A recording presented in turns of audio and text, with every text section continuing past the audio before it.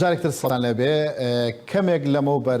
کۆبوونەوەی ڤلادیمیر پۆتن سەرۆکی رووسیا و ڕەجەب تەیب ئەردۆغان سەرۆک کۆماری تورکیا کۆتایی هات ئەمەش دوایەوەی کە هەردوو لە چاوەڕوانی ئەوە بن کە چی لە سووریا ڕوودەدا. کۆبوونەوەکەی پۆتن و ئەردۆغان لە کاتێکدایە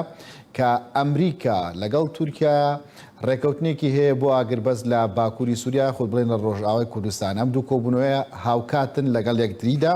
بۆیە لە تەوەری دۆمدا گفتوگۆ دەکەین لەسەر ئایندەی سووریا لە دوای کۆبوونەوەکەی پۆتن و ئەردۆغان. بەڕێز مەسعود عەبدولخالق وەکو چاودێری سیاسی لە ستۆدیۆکانی هەولێرەوە لەگەڵماندایە. بەڕێز مەسعود بەخێر بیت. چۆن خوێندنەوە بۆ کۆبوونەوەکەی پۆتن و ئەردۆغان دەکەی بەتایبەت کە وەگادارین کە وادەی ئاگربەستی نێوان ئەمریکا و تورکیا کە ڕێکەوتنێک بۆ هەفتەی ڕابردووی ئیمزایان کرد چەند سەعاتێکی دیکە کۆتایی دێت.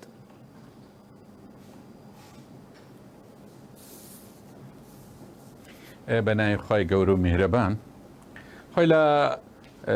بەیانەکان وا دەردەکەویەوە لە مودەی خایاندنی 500 ساعت دانیشتێن کۆبوونەوەی زۆر قرس بووە. متفق نەبووینە هەست پێ دەکرێت تورکیا ئەوەی ویستویەتی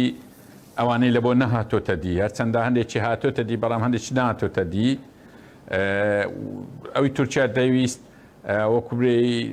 گەلە کۆمەچیەک هاوپەیمانیەکی باش دروستکەن دژی کورچکە ئێستا تورکیا ئەو نەزەریاتانەی پێشووی ئەوەی پێی دەگوترێت زیرۆ تیۆری و ئەوەی پێی دەگوترا پاڵ پشتیگەلان ئەوانەی هیچ نەماوە. ئێستا تەنازل لە بۆ هەموو وڵاتان دەکات تەنها دژی کورد استراتیژیەکەی لەوەی ماوە. بەڵام ئەوەی باش دیارە لە بۆ نەچێتە سەری لەوێ ئەم وام تێدەگەم ئەو پەیامەی لە حەزاتی ئەخیری ئەڵمانیا کە بە پۆتینیدا کاریگەریەکی زۆری لەسەر ئەو مەجرای دانیشتنە کرد. بۆیە هێشتا نسخەی نهایی سووریا نسخەی نهایی ناوچەی ئارام ئەوەندە نییە ئەوەی لە بەیانەش دەرچوو. لە بەیانەکەدا وەکوێت تاڕادەیەکی باش دەستی تورکیا گیرا پێشووتر دەستی کراوە بوو مەترسیەکی زۆر هەبوو. هەرچەندە کەمتر لە رووسیاش چاوەڕێ دەکرێتکە لە ئەنگلی میلەتانی بەڵام وا پێدەچی باز لەوەی کرابی کە لە چوارچەوەی سووریایەک باسی مافی کورد کرابی ئەوە دەبابی ئەردۆغان باسکە یعنی ئەو قسەیە بۆکو کورد ئێمە دەبی لە بیرمان نەچی ئەوەی ئێستا پۆتین گوتی دەبی ڕەچایی مافی کوردکرێ بەداخۆ دەبابی ئەردۆغان بڕێ بەڵام ئەوە بۆ هەموو لە یەکمان ڕۆن بووە. ئێستا هیچ یعنی وەکو برێ لپسەک نما ئەوەی ئیسلامیە ئەوەی ئەلمانیا یان ئەوەی هەر کەمێک تەعاتفی لەگە ئەردۆغان هەیە دەرکەوت. ئەردۆغان دژی حیزبێک و لایەنێک نییە دژی هەموو کووردا وەکو خۆشی چەندجارەوە ئاشکرای بکەن ئەوان هیچ کیانێکی کوردیان لە هیچ شوێنێک قبول نییە بەو هەرێمەی خۆشمانەوە. بۆیە دانیشتنەکە بەیانەکان مانا و لێکدانەوەیکی یەکجار زۆری هەیە بەڵام لە کۆتاییدا لە چاو ڕۆژانی پێشوو لە چاو ئەو حرەکاتانەی ترامپ گۆڕانکاریەک بەسەر وەزعەکە داهات کە تورکیا نەتوانی هەموو شتێک بکە سوڵتەی مطلقی هەبی و پێم وایە دەرگاشی کردەوە لە بۆ ئەوەی زیاتر بە نێودەوڵەتی بکرێ ئەو ناوچەیە. ئەگە بە نێودەوڵەتی بکرێ تا ڕادەیەکی باش کورد قازانستیانی یان بەلایکمی برین ئەو زەرەرە زۆرەی ناکەکە وا دەڕواندری. و جارێشتریش لەو دانیشتە شتێکمان پێدرێن کە ئەمریکا یەکجار زۆر لاواز دەردەکەوی لەو معادلانە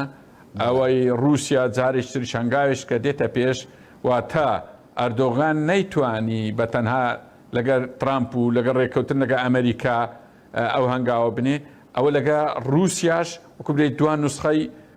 کۆبوونەوەکە نییە ڕەنگە پێویستی بەلایەنی تریزبی ئەوەش یعنی وەکو بدەی ئالۆز بوو کێشەکان زیاتر لە دەست تورکیا نەما ئەو تورکیا ئەو لاعیبە بە تەنها نما تازە لە ساحەکەی کۆمەڵێک گۆڕانکاریشتی چێ بە تایبەتی ئەگەر ڕێککەوتنامەی ئەدەنەش بێتەوە ناو بابەتەکە ڕێککەوتنامەی ئەدەنە هەرچەندە زۆر خراپ بوو لەوە کرد بەڵام لە ناحیەی سنوور تەنها 5 کیلۆمەتر مەجال دەدا. بەڵێ بەڕێز مەسعود عەبدولخالق ورتر قسە لەسەر کورد بکەین ئاماژەت بۆدا کە کورد ئەو زەرەرە زۆرە ناکە ئەمێ ڕوونتر قسەی لەسەرکەی مەبەستت چیە لەوە؟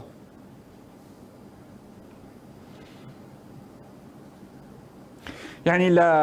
ڕۆژانی پێشتر لە ڕێکەوتنامەکەی ئیدارەی ترامپ نەک ئیدارەی ئەمریکا ئێمە دەبی ورد بین یعنی ڕۆشنبیرانمان زۆر بەپەلا هەلوێست دژ بە ئەمریکای نەدەن ئەمریکا ڕێی لەگە ئەو ئیشای نییە ئەووا ڕوو دەدا دەبی ئاگادار بین ئەوە ئیدارەی ترامپە ترامپیش لە ئەوەی ڕامەبدە چێرکە مەبدەی پەی یعنی لە مەبدەی پێمە زۆر جار ئەوە ڕوون کردەوە کە میلەتانی فەقیر و هەژار زۆر لەو معادلەیە جێی نابتەوە ئەوانەی پارەدارن ئەوانەی سەرمایەدارن ئەوانەی دەتوانن معاملەی گەورە بکەن جێنە بۆیە ئەوە زۆر مفاجئ نەبوو لای ترامپ هێشتا زۆریش ماوە بەڵام لە چاو ئەو ڕێکەوتنانەی کە دەکرا و ترامپ مەمنونی ئەوە بوو کە بەس ئەڕواح ڕزگار بکرێەوە یاڵە بەپەرە هەرێن لەو ناوچێ و ناوچێشکەتان لە بۆ دیاری دەکەین وەکو برێ جالیەیەکی کوردی لە شوێنێک دەگوازرێتەوە دەبش ئەوە ئێستا بڕک باشتر بۆ ئەوەیە سێچار خاڵی گرنگ کاتە دی تورکیا دەستی کراوە نابێت لەو ناوچێکە تورکیا بە ڕسمی دروشمەکی هەڵگرتیە دروشمەکی زۆر خەتەر دووبارەی دەکەمەوە زۆر خەتەر ئەوە نێزگەی چەند ساڵێکە 4-5 سەڵام سرم سوورما لە سەرکردایەتی خۆمان کە چۆن ئاگاداری ئەو دروشمەی ناوی ئێستا باز دەکەم دروشمی تورکیا ئەوەیە یەک پارچەی خاچی سووریا یەک پارچەی خاچی عێراق یەک پارچەی خاچی ئیران وەکو یەک پارچەی خاچی تورکیا ئەوە لەو 100 ساڵی ڕابرد و خەتەرترین دروشمە بە نسبەت کورد چکە تەنها تەرکیزە لەسەر کورد چۆن و بۆچی ئەوەی نایبرین محەلیل و قانون ناس و سیاست مەداری گەورە لەبەرەوەی یعنی دروشمە چی هەرگرتیا تا ڕادەیەک سووریا لە بۆ سووریا باشە لە بۆ عێراق باشە لە بۆ ئێرانیش باش تەنها لە بۆ کورد سەرە یعنی کاتە خاڵێکی دۆزیتەوە لە نێو هەمووان هاوبەشبی عینی ئەو ویفاقە ئیقلیمیەیە کە ڕێکەوتنامەی جەزائیر و سعد ئاباد و هەر ڕێکەوتنامە کۆنەکانی ئەوی لە سەدەی 20 بەڕێوە دەچوت دژ بە کورد هەردەخنکە لەو خاڵانەی کۆ کردوتەوە کە ئەو دروشمەی هەرکە بۆیە لە بۆ کورد یەکجار زۆر خراپ بوو وەکوێ مەجای هیچ ئیشەک نەتەما دەویست ویفاقێکی ئیقلیمی لە زیاتی ویفاقە دووەلیەکەی یعنی کورد لە سەدەی 21 دەستکەوتی ئەوە بوو کە لەو ویفاقە ئیقلامیانە ڕزگاری بوو چوو بە ناو معادلەیەکی دووەلی تورکیا بەو معادلە بەو دروشمەی دەویست جارش کە بیت خۆ ئەوە بوو ئەوی تورکیا باسی احتیوای دەکرد خەڵکی ما باش تێنە دەگەیشت احتیوا ئەوە بوو بە معنە باوشەک لە کورد بدا لە بعدی دووەلی بیهینتەوە بعدی ئیقلیمی و بەو دروشمەش بیخنچێنتەوە و ئەو هێرشە عەسکەریە لە شان بەشانیشدا جموجۆلە سیاسی و دیبلۆماسی و اقتصادیەکانی هەمووی خنکاندنی هەر کیانێکە لە هەر جێک ئەوە نە ئەردۆغان نە مستەشارەکانی نیان شاردەوە بەدزی و لەو ڕۆژانە بە ئاشکراتر ئەو قسەیان کرد کە ئەوان هیچ کیانێکی کوردیان لە هیچ شوێنێک قبولێ بەو شێوەی دەرکەوت ئێستا تورکیا وەک خۆی ناسان بە دژمنێک لە هەموو دژمنانی جیهان لە تاریخدا و لە ئێستادا دژمنی وها نەبووە لە بۆ کوردیانی ئەو خۆی وادەناسی نەک کوردی ئەوە تورکیای بناسێنی بەڵێ پەرچەکردار کاردانەوە عنی لە بەرامبەر ئەم تێڕوانینەی تورکیا ئابێت چۆن بێت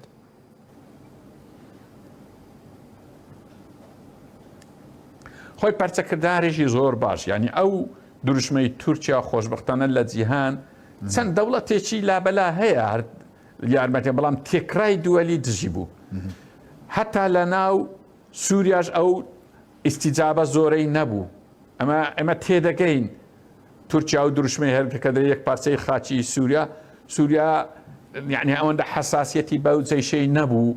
کە جەیشی تورکیا نەبوو بەڵام عێراق و ئێران بە ئاشکرا دژی بوون جامیعەی عەرەبی دژی بوو ئەوەش دەگەڕێتەوە لە بۆ ئەو جوهودە چاکەی ڕئیسی جەمهوری عێراق و هەندێک لانی باش ئەو ئیشیان کرد بەڕاستی دەبوابی هەرێمی کوردستانیش بەشداری بکە لەو جوهودەی مەلەفی داگیرکاری تورکیا لە بۆ هەرێمی کوردستان لەگەر خۆی بباتە جامیعەی عەرەبی لە جەدوەل تۆماری بکردا بە ئەو کاتی ئەو وەسیقەیە کە ناردیانە مەمتەحیل لەگەر دەچوو ئیشێکی زۆر دوور و درێژی لە کۆر دەکەیتەوە بەداخەوە هەرێمی کوردستان بەو ئیشێ هەرنەسە زۆر ئیشتکەش هەیە پێویستە بیکە بەڵام خۆشبەختانە پێم وایە ئەوەی ئەو شۆ ڕوویدا ینی ئەمە نارین نمونەیە لە چاو ئەو ڕۆژانەی ڕەشەی کە تورکیا لە بۆ کوردی دیاری کرد و لە هەر چار پارچەی کوردستان ئەوە نەهاتە دی لە بۆی ینی ئەوە گرنگە بۆیە لە داهاتوودام پێم وایە پەرچەکرداری ئەو ڕێکەوتنە ئەو تەنازولی ئەوڕۆ تورکیا لە بۆ رووسیا کردی پەرچەکردار زیاتر دەبی لە ناو چوارچەوەی کوردستان و لە سووریاش و لە عێراق و ئێران و لە جامیعەی عەرەبی و لە ئاستی جیهانیش پێم وایە بەرەو ئیجابی تر دەڕوالەوەی چەند ڕۆژی ڕابردوو کە ئێمە لێی دەترسین. بەڵێ بەڕێز مەسعود عەبدولخالق، ئەنجامی ئەم کۆبوونەوەی ئەم ئێوارەیە دەبێتە بەدیلی ڕێکەوتنەکەی ئەمریکا و تورکیا بە تایبەت کە چەند سەعاتێکی کەمی ماوە کە ئەو وادەی بۆ ئاگربەست و ڕاگەاندەبوو؟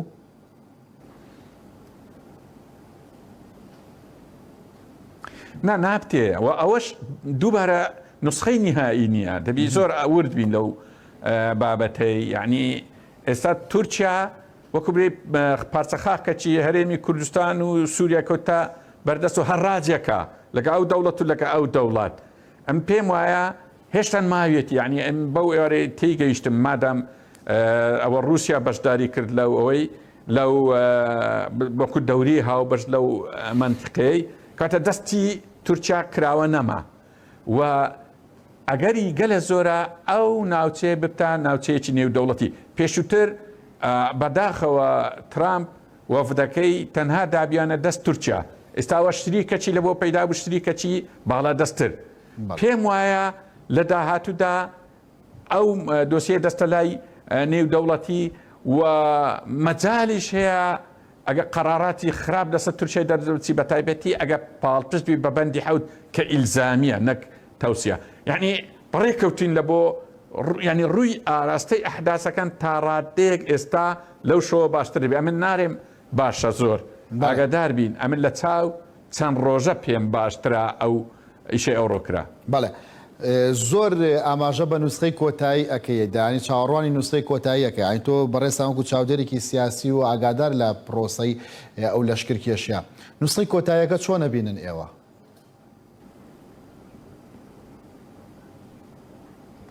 ئەم پێم وایە جارێ تورکیا زۆر ینی دەویست دوسێ ئیشی گەورە بێتە دی لەگەر پۆتین، ئەیش ئەوەیە ئەو شۆ هێرشەکان دەست پێ بکاتەوە بە خۆی ساحبی لەو ناوچەیە. ئەو بەرنامانەی داینابل بۆ گۆڕینی دیموگرافی و وەهێنانەوەی خەڵکێکی تیرۆریستی زۆر و پێکەوە ناو لە هێزەکانی کوردی ناونێنن تیرۆست کۆمەڵک جەدوەلی گرنگی دانابوو لە بۆی نەچوە سەری. بۆیە دەستکاری کرا پرۆژەکەی تورکیا ئێستا ئەو نیو پرۆژەی ما، یعنی لاوە پرۆژەکەی تورکیا پێشتری زۆر بەهێز بوو بە تایبەتی ئەو چراسەوزە ئەو ئەوەی ترامپ و ئیدارەی ترامپ دانێ زۆر بە هەڵەی خراپ زۆر وەزعی خراپی دروست کرد بوو. ئێستا ئەوە ئاراستەکەی گۆڕە. ئەم پێم وایە لە ناو ئەمریکاش سەرکۆنەی ترامپ زۆر زیاد دەبێ و دژایەتی تورکیاش زۆر زیاد دەبی و لەسەر ئاستی ئەوروپا و جیهانیش دژایەتی تورکیا زۆر زیاد دەکا تا ڕادەیەک مادام پۆتین وەکو رووسیا داوا دەکا کوردیش پێکهاتەیەکی ئەساسیە لە سووریا بەمعنە دەرگای کردەوە خەڵک سەراحەتتر پاڵپشتی کوردستان بکە لەوێ. ئەوەنە هەموو وامان لێ دەکا کە برین ئەو ڕێککەوتنەش نوسخەی نهایی نییە، هێشتان دەستکاری دەکرێت، هێشتان دەستی تورکیا زیاتر دەچێت تا ڕاتەیەک لە قازانجی کورد. بەڵێ ئەگەر سەری بارودۆخی سووریا بکەین بە وێنە گشتیەکە، ینی کورد لە ڕۆژئاوا لە ڕۆژئاوای کوردستان پشتیوانی لە پلان و ئەجەنداکەی رووسیا بکە باشترێکە یاخود شوێن ئەو پلانەکەیە کە ئیدارەکەی ترامپ هەیەی وەک خۆت ئاماژەت پێدا نەک ئیداری ئەمریکا؟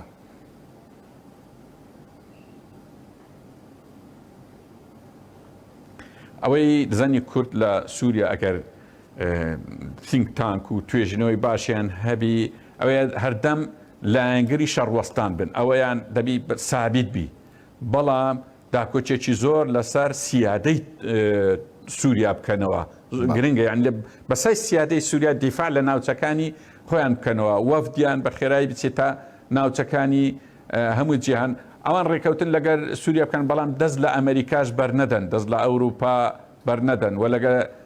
ئێران لەگە سووریا خودی خۆشی و لەگەر رووسیاش ئەوەنە خراپ. یعنی وەکو بری تەنها دووڕیانێک لە بینی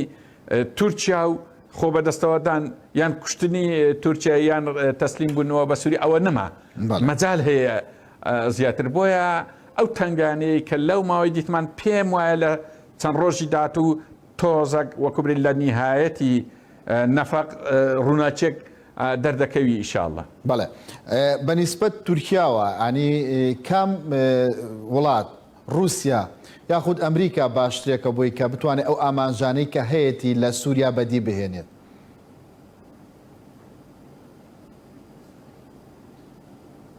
خۆی بەنسبەت تورکیا هیچ ئیدارەگەوەکی ئیدارەی ترامپ ئەوەندا بێزانیاری تەسلیم بە معاملات ئێستا زۆر جار ڕۆشنبیرانی خۆمان باسییان لەوەی دەکرد کە کاکە عیلاقاتی دووەلی بریتە لەوەی نە سەداقەی دائیم نەعداوای بەڵکو ناوهانە بوو ئەوانە بوو زۆر جار من ئەوم ڕوون دەکردەوە عیلاقاتی دووەلی بەو شێوێنی ئەوە سەداقەی دائیمی تەحالفی دووەلی نزیکەی 100 ساڵە کام موقەتە ئەوە قسەی گلادستۆن بوو پێش 2 قەرنەوەی پێشکردی بەڵام ئەوەمان دیت لە ئیدارەی ترامپ بستە تەنها ئیدارەی ترامپ ئەو معادلێتن کە سەداقەی دائیمی نییە و عداوای دائیمیە تەنها مەسلحەت و مادە دەبینی هەر باشتر حیای هەموو خەڵکی بردێ دەرێ فلان ئەوەندە پارەم بدێ و نەدەی ئەوە دێنە یعنی ئێرباکەکی یەخستە نیزامی دووەلی ڕاستی زۆر ناشیرینی کردیە ئەوە موقەتە بەڕێی من ئەو وەزع دەبی لاتی لەبەر هەندێ کورد دەبی ئاگاداربی جوان خوێندنەوەیکی وردی لە بۆ جیهانی نوێ هەبی خۆی لە سیاسەتی ترامپلادا لەگە کۆنگرێسی ئەمریکی لەگە مەجلیسی ئەمنی قومی لەگە تینک تانکەکانی ئەمریکی لەگە زۆر بەشی ئەمریکی هەیە عیلاقیان بمینێ ئەوەندە تعامل بەڵام ئەگەر ڕخنەشیش لە خۆمان بگرین خراپ نییە ئەگە قوبولتان بی فەرموو لە وەزارەتی خارجی ئەمریکی 4 مستەلەح هەیە پێی دەگوترێ هاوپەیمانی کە زۆر باڵایە شەراکە لە دوایوی دێ دۆست لە خواردتریە ئەویت کە عقودا یعنی لە وەزارەتی خارجی لەسەر ئەو چارەی وەک بڵێ تعاملی خارجیان هەیە یعنی دەبوایبی کورد عەلەقەل لە عقود دەرچی ترامپ چی پێگوتین زۆر ناخۆش بە قسەکە گوتی ئێمە پارە و ئیمکانیەتمان دایتی ئەوە عقودی پێدەن عقود زۆر خراپە یعنی لە بۆ هەندێک هێزی میلیشیا یان ئەوانەی تحتە تەڵەبە من نەمزانی یعنی ئەم نۆمزانی ڕۆژئاوا لە عقود بەسەر و ترامن لە عقدەکەی هەرێمی کوردستانم دیت لە بۆ گرتنەوەی سووریایی لە 8 مادە پێکات بوو زۆر هاوارمان کرد سەرکردایەتی خۆمان تێنەگەیشت و بە خراپە تێگەیشت گوتمان کاکەوە عقدە چی لاوازشە نەک عقدە بەڵام ڕۆژئاوا دەبوابی عقدە چی بکەن نازم ئەمەد نابی لە ئەو ڕخنەیەش بە تاریکی بگرین ئەوان مەجالەکەیان یان محاوەلەیان کرێم زۆر ئاگەم نییە بەلای کەمی لە عقد بەسەرکەوی دەی بگەیە دۆست ئەو جارە ئەوە دەرسەکی گەورەبی هەر عیلاقاتێک لەگە ئەمریکا چ باشووری کوردستان چ باشچەکانی تری کوردستان نابی لە مستەوای عقود بمینێنەوە لە بکەنە مستەوای دۆست بگەنە مستەوای شەراکە ئیترەوە مەجال هەیە شتانە بەڵێ وەکو ئاماژەت پێدا کە ئەوەی ئەردۆگان چاوەڕێ کرد پۆتن نەیدا بەدەستەوە بەڵام وەک دەزانین ئەوان خۆیان لە کارتلێکن کارتلی ئەستانە ئەن پێدەوتێت تورکیا چ رووسیا چ ئێران لەو کارتلەدان ئەنی هەر بەو شێوەیە ئەم کارتلە ئەمێنێتەوە ئەم گروپە وەکو خۆیان ئەمێنەوە بۆی کە نەخشە ڕێگا بخەنە ڕوو بۆ چارەسەری بارودۆخی سووریا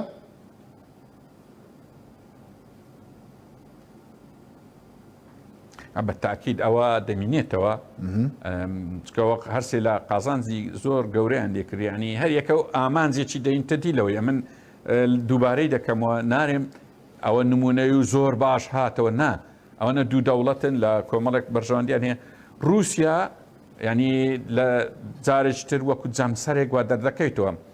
نەک جەمسەرەکی جیهانی لەسەر مستەوای 7 کیشوەر نا لەسەر مستەوای 1 کوشوەر بەڵام بەختبختی ما ئەوەیە کیشوەرەکەش ئاسیایە لە ئێمە لە مەجای دوو جەمسەری لە بۆ کورد یەک لە وەزعانەیە کە خراپ هاتیە نازم ئەگە شەرحەکی هەندێک وەزعی دووەلی بکەین کە چی بوو وای لە کورد کرد تۆزەک خراپی لە بۆ هاتۆ یان هەر گۆڕانکاریەک بێ لە بۆ کورد خراپی 4-5 گۆڕانکاری گەورەی ئەگەر بەسەری عیلێکی بدەمەوە کە عیلاقەی بە وەڵامی پرسیارەکەی جەنابی شتەیە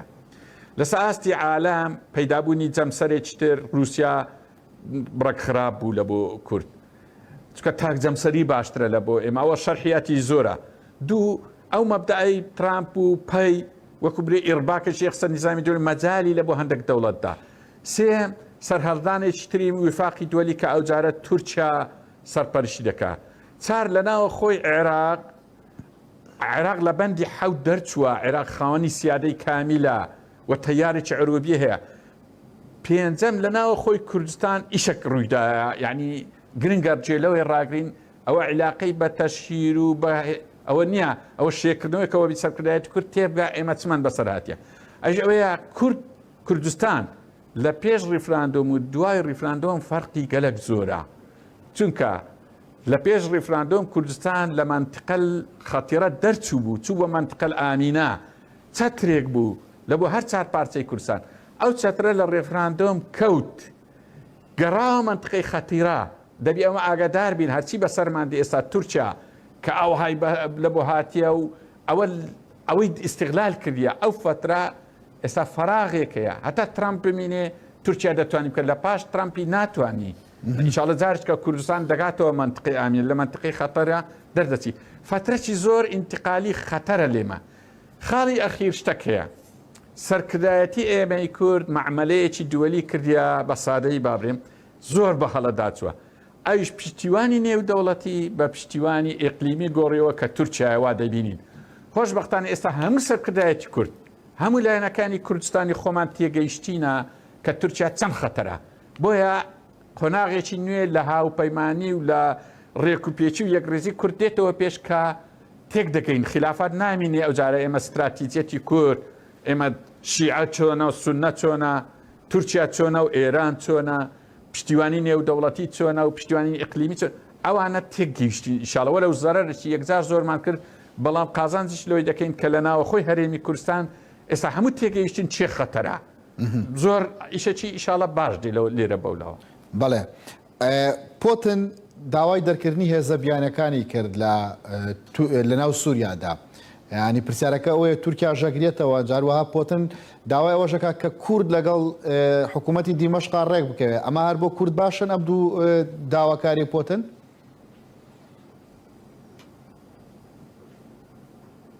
بە تاکید ئەو دوای ئیجابیە تورکیا دەگرتەوە هەموو ئەوانە دەگرتەوە بەڵام قەرارێکی ئەمم متحیدە هەیە مەجلیسی ئەمنە پاڵپشتیشی بە بەندی حەوت کردیا قەرارەکەم ڕقەمەکەم لەبەر نییە هەتا ئەو قەرارە چارەسەر نەکرێ مەجای دەستێوەردانی دەولی هەیە چکە دژی تیرۆرە دژی داعشە بە دەرەجەیەک مەجا ئەوەی تەحالفی دووەلی مەجای هەیە دەستێوەرە بەڵام داواکردنەکە ئاماژەیەکە کە معنا تورکیا ئەتوو بۆت نییە بە کەیف خۆت سیادەی سووریا ڕیانێت لەبی موقت لای رووسیا زۆر گرنگە تورکیا بە موچکە تورکیا تەبیعاتە چێ چوویتە هەر شوێنێک ناگەڕێتەوە بە خۆتان دەزانن لە 1993 و 4ەوە هاتە کوردستان گوایە داواکرە نێوبژی بکە و لەو کاتێوە نەڕۆی ناڕوە دوایە هێزی هینا لە بۆ شەڕەوەی لەو دیسان نەڕۆی یعنی ئێستا ئەوجارە هێزێکی هینایە بە ئاشکرا و هەرێمی بێ ئەوەی ڕێکەوی لەگە هیچ لایەنێک لەگە حکوومەتی هەرێن ڕێکەوی هاتۆتە هەرێمی کوردستان بەو مەرجەی 2000 پەرلەمانی کوردستان داوای کردێ بڕوە نەڕۆیشتووە یعنی